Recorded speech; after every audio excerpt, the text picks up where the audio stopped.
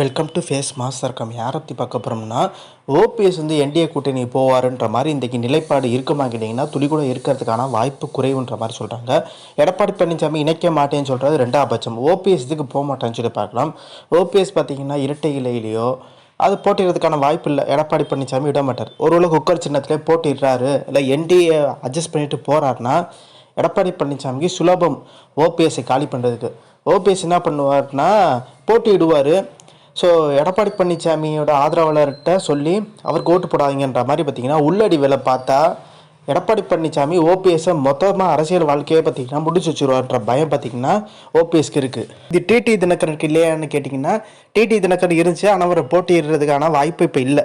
அவருக்கு ராஜ்யசபா சீட்டு ரெடியாக இருக்காங்கள, அவருமே தேர்தலில் போட்டி இல்லைன்னு சொல்லிட்டார். இன்னும் ஓபிஎஸ் திமுக கூட்டணி போகணும். திமுகவுக்கு போனால் வெற்றி உறுதி. ஆனாலுமே பார்த்திங்கன்னா அதிமுக ஸோ மீட்பு இதை வந்து தொண்டர்கள் பார்த்திங்கன்னா அதிருப்தி ஆகிறதுக்கு வாய்ப்பு இருக்குது. ஸோ தொண்டர்களை பார்த்திங்கன்னா திமுகவுக்கு இவர் போயிட்டார்ன்ற மாதிரி பார்த்திங்கன்னா கூட்டணி வச்சுட்டார்ன்ற மாதிரி ஒரு பேசும் பொருளாக இருக்கும். இப்போ ஓபிஎஸ் பார்த்திங்கன்னா தனித்து நிற்கிறாரு. இதனால என்ன லாபம் கேட்டிங்கன்னா, டிடி தினகரன் எவ்வளோ நாள் 2021 சட்டமன்ற தேர்தல் வரைக்கும் ஓட்டை பிரிச்சுட்டே இருந்தார் அதிமுக வாக்கள். அப்போ எடப்பாடி எதிர்க்கிறவங்கலாம் டிடி பக்கம் தான் இருந்தாங்க. டிடி தினகரனுக்கு கணிசமாக வாக்கு போட்டிருந்தாங்க. இப்போ டிடி தினகரன் அந்த ஆதரவாளர் இருந்தாங்கன்னா அவங்கெல்லாம் இப்போ ஓபிஎஸ் பக்கம் வந்துட்டாங்க. ஓபிஎஸ் அதிகப்படியாக பார்த்திங்கன்னா விஜயோட கூட்டணி வைக்கிறதுக்கான வாய்ப்பு இருக்குன்றாங்க. ஸோ அப்படி விஜயோட கூட்டணி வச்சா வெற்றி பெறதுக்கான வாய்ப்பும் அதிகமாக இருக்கும் தகவலியாக இருக்குது. ஆனால் இதில் என்னென்னா, அவர் தொகுதியில் பார்த்திங்கன்னா கொஞ்சம் கடுமையாக உழைக்கிற சூழ்நிலை உருவாயிடும். ஏன்னா அதிமுக எதிர்த்து போட்டின்னும் எடப்பாடி பழனிசாமி சொல்கிற விஷயம் ஓபிஎஸ் ஒரு துரோகி, திமுகவோட டைப் வச்சுருக்கான்ற மாதிரி. ஸோ ஓபிஎஸ் வந்து துரோகின்ற மாதிரி எடப்பாடி பழனிசாமி சொன்னாலுமே சார் அவர் சொல்கிற மாதிரியே ஒரு உதாரணத்தை வைக்கலாம். ஓபிஎஸ் வந்து பார்த்திங்கன்னா திமுகவோட பி டீம்னு சசிகலா சேர்த்துக்க வேண்டியதானே. சசிகலா எதுக்கு சேர்க்க மாட்டாருன்னா, சசிகலா வந்து திமுகவோட எந்த டைப்பும் இல்லை. சசிகலா பார்த்திங்கன்னா முழுக்க அதிமுக உங்களுக்கு பதவி கொடுத்தவங்க, இணைச்சிக்க வேண்டியதானே. அப்போ எதுக்கு இணைக்க மாட்டான்னா, சசிகலா வந்தால் சசிகலாவுக்கு தான் மிகப்பெரிய ஒரு மரியாதை. ஓபிஎஸ் உள்ளே வந்தார்னா கண்டிப்பாக வந்து தன்னுக்கு பக்கம் பார்த்திங்கன்னா ஆதரவாளர் திரட்ட பார்ப்பார். செங்கோட்டைன்னு பார்த்தீங்கன்னா டிடி தினகரன் உள்ள கூட்டணிக்குள்ளே கொண்டு வாங்க இதை தானே சொன்னார். இப்போ இணைஞ்சிருக்காங்கல்ல இந்த கூட்டணி, அதை தான் சொன்னார். இப்போ அவரும் பார்த்தீங்கன்னா கட்சி விட்டு நீக்கிட்டாரு, கட்சி செயல்பாடுக்கு முரணாக செயல்பட்டான்னு சொல்லிட்டு கட்சி விட்டு நீக்கிற அவருமே தாவைக்கிற போயிட்டார். இப்போ சீனியர்களை வந்து பார்த்தீங்கன்னா வெளியேற்றணும், நம்மளை எதிர்க்கிறவங்களை வெளியேற்றணும்னு சொல்கிறத எடப்பாடி பழனிசாமி என்னமா இருக்குது சார். திமுகவோட சி டீம் பி டீம்லாம் கிடையாது. எல்லாருமே திமுகவோட பார்த்தீங்கன்னா ஓபிஎஸ் எதிர்த்தாப்புல பேசுகிறாரு. இதெல்லாம் வச்சு பி டீம் சொல்ல முடியாது. எடப்பாடி பழனிசாமியோட கொடநாடு வழக்கு கூட பார்த்திங்கன்னா தூசி தட்டு எடுக்காமல் இருக்காங்க. அப்போ திமுகவோட பார்த்திங்கன்னா ஒரு டைப் வச்சுருக்கான்னு சொல்ல முடியுமா? ஸோ அந்தந்த விசாரணை அங்கங்கே நடக்குது. எல்லோரும் பார்த்திங்கன்னா ஒரு இயல்பாக பேசுகிறது வந்து நடைமுறையில் இருக்குது. இப்போ சபாநாயகர் அறையில் போய் வந்து ஓபிஎஸ் பேசிட்டு வந்தாருன்னா இது பெரிய நியூஸாக போகுது. ஸோ யார் வேணால் போகலாம். ஸோ அந்த தொகுதி பார்த்திங்கன்னா மேம்பாட்டுக்கு பிரச்சனைக்காண்டி யார் வேணால் வந்து போய் பேசுகிறதுக்கான உரிமை இருக்குது. ஆனால் இப்போ அதிமுக போன்ற கட்சிகளை பார்த்திங்கன்னா தனித்து போகும்போது மிகப்பெரிய லெவலில் அந்த கட்சி தலைவர் பார்த்திங்கன்னா அதிருப்தி வராரு, என்னை விட்டுட்டு நீ போறியான்ற மாதிரி. ஆனால் பிற சின்ன கட்சிகள் அந்த பிரச்சனை வராது. தேசிய கட்சியாக இருக்குன்னா அதில் ஒரு எம்எல்ஏ போகிறது பார்த்திங்கன்னா பெரிய விஷயமா இருக்குது. ஆனால் அந்த மித்த 3 பேரும் பார்த்திங்கன்னா அனுசரிச்சுட்டு கூட்டிகிட்டு போகிறது ஒரு பலமான வாய்ந்த ஒரு ஒற்றுமை யூனிட்டியாக போட்ட மாதிரி இருக்குது. அந்த மாதிரி தான் போய் வந்து சபாநாயகரை சந்திச்சிருக்கான்ற மாதிரி சொல்கிறாங்க. திமுகவுக்கு போகிறதுக்கான வாய்ப்பு இல்லை. அதே மாதிரி புது கட்சி வந்து ஓபிஎஸ் ஆரம்பிக்கிறதுக்கான வாய்ப்பு இல்லை. ஏன்னா அவர் வழக்கு போட்டிருக்கார். இப்போ ஓபிஎஸ் பார்த்திங்கன்னா வேறு சின்னத்தில் போட்டிட்டாலுமே வந்து வழக்கெல்லாம் நீத்து போயிடும். ஸோ இது வேஸ்ட்டாக போயிடும் இவ்வளோ நாள் உழைச்சது. ஸோ வைத்தியலிங்கம், தர்மர் இவங்கெல்லாம் பார்த்திங்கன்னா நீங்கள் நாங்கள் உங்கள் கூட இருக்கிறோன்னு சொல்லிட்டு போன வாரம் வரைக்கும் சொல்லிட்டு இந்த வாரம் போய் சேர்ந்துட்டாங்கன்ற மாதிரி பார்த்திங்கன்னா சூழ்நிலை உருவாயிருச்சு. அப்போ ஓபிஎஸ் ஒரு முடிவு எடுக்க மாட்டாருன்னா அது நிதானமாக எடுக்கணும். நீங்கள் பரப்பரன்னு பார்த்திங்கன்னா பொதுக்குழுவில் நாங்கள் இருக்கோன்னு சொல்லிட்டு கூட்டிகிட்டு வந்தீங்க மனோஜ் பாண்டே இவங்கெல்லாம் போடுறவங்க. ஆனால் இப்போ பார்த்திங்கன்னா ஓபிஎஸ் மட்டும்தான் இருக்கார். ஆனால் இதனால் ஓபிஎஸ்க்கு ஒரு பாசிட்டிவ் இருக்குது. முன்னாள் அமைச்சர்கள் உங்கள் ஆதரவு இல்லாட்டியும் தொண்டர்கள் ஆதரவு இருக்குது. எடப்பாடி எதிர்க்கிற ஒரு கூட்டம் பார்த்திங்கன்னா அதிமுகலாம் இருக்குது. அந்த வாக்குகள்லாம் ஓபிஎஸ் தான் வரும். அது போன வாட்டியை விட இந்த வாட்டி அதிகமாக இருக்குன்ற மாதிரி தான் சொல்கிறாங்க.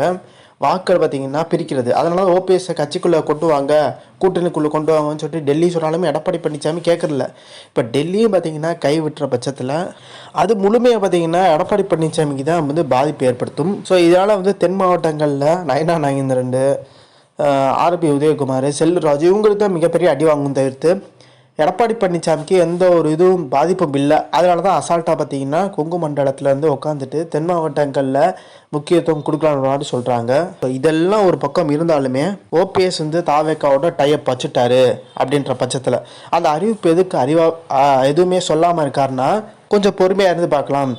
ஸோ நாளை பின்ன ஏதாவது பிரச்சனை வரும்போது சொல்லலாம்னா ரொம்ப நாள் உங்களால் காத்துட்டு இருந்தேன், கட்சியில் இணைக்கிறதுக்கு ரொம்ப வருஷமாக வந்து நான் பொறுமையாக தான் போயிட்டு இருந்தேன், எடப்பாடி பழனிசாமி ஒத்துக்கலை, எடப்பாடியை ஒத்துக்காதனால தான் இந்த தோல்வின்ற மாதிரி தேர்தல் முடிஞ்சோன்னா ஒரு பேச்சு எழுப்புறதுக்கான வாய்ப்பு இருக்குது. அப்போ இது யார் சொல்லுவான்னா சாதாரண தொண்டன், கடைநிலை தொண்டன் சொல்லுவான். அவர் வந்து பொறுமையாக தாங்க இருந்தார், அவர் கட்சிக்குள்ளே வரேன்னு தான் சொன்னார். இவர் தான் ஒத்துக்கலைன்ற மாதிரி எடப்பாடி பழனிசாமியில் அதிருப்தி ஆகி கிட்டத்தட்ட எடப்பாடியோட தலைமையே மாறுறதுக்கான வாய்ப்பு இருக்குது. ஸோ ஜெயலலிதா பார்த்திங்கன்னா பாணியில் ஜெயலலிதா அந்த ஸ்டைலில் செயல்படணும்னா கண்டிப்பாக வந்து எடப்பாடி பழனிசாமி ஜெயலலிதா பாணியில் செயல்பட்டிருக்கணும். ஜெயலலிதாவாக ஆக முடியாது, ஜெயலலிதா பாணியில் செயல்பட்டுருக்கணும்னா பாஜகவோட கூட்டணி வச்சிருக்கக்கூடாது. அப்புறம் எப்படி ஜெயலலிதா ஸ்டைல் ஆகும்? ஜெயலலிதா ஒன்று சொல்லிட்டாங்கன்னா மாற்றி மாற்றி பேசவே மாட்டாங்க. கட்சிக்குள்ளே எம்ஜிஆர் ஜெயலலிதா பார்த்திங்கன்னா அவங்க தலைமையாக வந்து கொண்டு இந்த இயக்கம் இயங்கிட்டு இருக்க ஒரு சூழ்நிலை. அவங்கள வந்து பார்த்திங்கன்னா இப்போ எம்ஜிஆர் கூட சாஃப்டாக போகிறது, ஸோ யாருனாலும் அனுசரிச்சுட்டு போகிறது, மிகப்பெரிய லெவலில் சினிமாவில் எப்படி ஜொலிச்சாலும் அரசியலை ஜெயிச்சார். ஆனால் ஜெயலலிதா பாணியே வேறு. ஜெயலலிதா பார்த்தீங்கன்னா கட்டண்டேட்டாக ஸ்ட்ரிக்டாக கட்சிக்குள்ளே இருக்கிறது, இது எம்ஜிஆரை விட அடுத்த லெவலுக்கு கொண்டு போச்சு. ஜெயலலிதானா ஒரு பயன்ற மாதிரி. ஸோ அந்த மாதிரி எடப்பாடி பழனிசாமியெல்லாம் ட்ராவல் பண்ண முடியல. அதுக்கு மாறாக என்ன பண்ணார்னா எதிர்க்கிறவங்களாம் கட்சியை விட்டு நீக்கிட்டே வந்தார். ஜெயலலிதா ஒரு கட்டத்தில் வந்து தன்னை எதிர்த்தவங்கள கூட்டணிக்குள்ளே சேர்த்துக்கிட்டாரு, கட்சிக்குள்ளே சேர்த்துக்கலாம், கூட்டணிக்குள்ளே சேர்த்துட்டாங்க. அப்போ எடப்பாடி பழனிசாமி பார்த்திங்கன்னா இன்னும் வரைக்குமே வந்து ஓபிஎஸ் வந்து சேர்க்காது மிகப்பெரிய தென் மாவட்ட பிணைவு முக்குளத்தூர் வாக்கு வருமன்றது சந்தேகமாகவே இருக்குது. சசிகலாவும் பார்த்திங்கன்னா தன்னோட ஆதரவாளரை ஒரு மீட்டிங் போட்டுக்கதாக சொல்லிட்டாங்க. ஒரு 30 இடங்களில் வந்து தன்னோட வேட்பாளர் நிப்பாட்டி சுயேட்சையாவோ இல்லை அதிமுக இரட்டை இலையிலையோ நிற்க வைக்கலாம்ன்ற ஒரு எண்ணத்தில் இருக்காங்க. இரட்டை இலையில் கிடைக்கலன்னா சுயேட்சை தான், வாக்கில் பிரிப்பாங்கன்றதுக்கான வாய்ப்பு இருக்குது. அப்போ சசிகலாவை எப்படி பணியை வைக்கணும்னு சொல்லிட்டு டெல்லிக்கு தெரியுன்ற மாதிரி ஒரு விஷயம் போயிட்டுருக்கு. ஸோ சசிகலா பணியை வைக்கிறது சரி, தொண்டர்களுக்கு தெரியாதா? இப்போ டிடி தினகரன் வந்து கூட்டணி கொண்டாருன்னா டிடி தினகரன் எல்லாருமே பார்த்திங்கன்னா அதிமுக டைப் வச்சுட்டாரு, கூட்டணி வச்சுட்டாரு, அதனால வந்து நம்ம வாக்கெல்லாம் அமமுக செலுத்திடலாம்ன்ற மாதிரி ஒரு எண்ணத்துக்கு வந்துடுவாங்களா? டிடி தினகரன் நம்பி 18 எம்எல்ஏ வெளியே வந்தாங்க. நோக்கம் என்ன? எடப்பாடி பழனிசாமி எதிர்த்து கட்சியை மீட்கிறது தான் இவ்வளோ நாள் சொல்லிட்டு. இதுதான் பார்த்திங்கன்னா ஒரு கொள்கையாகவே சொல்லிட்டதுனால தான் டிடி தினகரன் எந்த கூட்டத்துக்கு போனாலும் கூட்டம் வந்துச்சு. ஆனால் இப்போ டிடி தினகரன் பார்த்திங்கன்னா தன்னோட சுயநலத்துக்காட்டி பார்த்திங்கன்னா கட்சி அடமான வச்சிட்டாரு, தன்னோட வழக்குக்கு பயந்துட்டு அடி பண்ணிச்சிட்டான்ற ஒரு பேச்சு எழுது. ஸோ இதனாவே பார்த்திங்கன்னா இது ஓபிஎஸ்க்கு சசிகலாவுக்கு சாதகமாக முடியும். ஓபிஎஸும் சசிகலாவும் ஒரு டைப் வச்சு விஜயோட கூட்டணி சேர்ந்தாலும் அவ்வளோதான், எடப்பாடியோட அரசியல் மிகப்பெரிய ஒரு முற்றுப்புள்ளியாக தான் இருக்கும். ஸோ அது நடக்கிறதுக்கான வாய்ப்பு இருக்குது தேர்தல் சமயத்தில். என்டிஏ அப்போ பதறன்றாங்க, அதுக்காண்டியே என்டிஏ பார்த்திங்கன்னா எடப்பாடி பழனிசாமிக்கு மிகப்பெரிய அழுத்தம் இன்னும் வரைக்கும் கொடுக்கல. ஆனால் இப்போ கொஞ்ச நாளில் வந்து கொடுக்க ஆரம்பிச்சுருவாங்க. சசிகலா ஒரு மூவ் எடுத்துட்டாங்கன்னா இந்த வழக்கு இதை வச்சு நெருக்கடி கொடுக்கலாம். இந்த வழக்கு வச்சு பணி வச்சிங்கன்னா முழு வாக்கள் உழுவே உழுகாது. நீங்கள் வந்து ப்ரெஷர் கொடுத்தீங்கன்னா இந்த கூட்டணி ஜெயிக்குமான்றதை கேள்விக்குரியாது.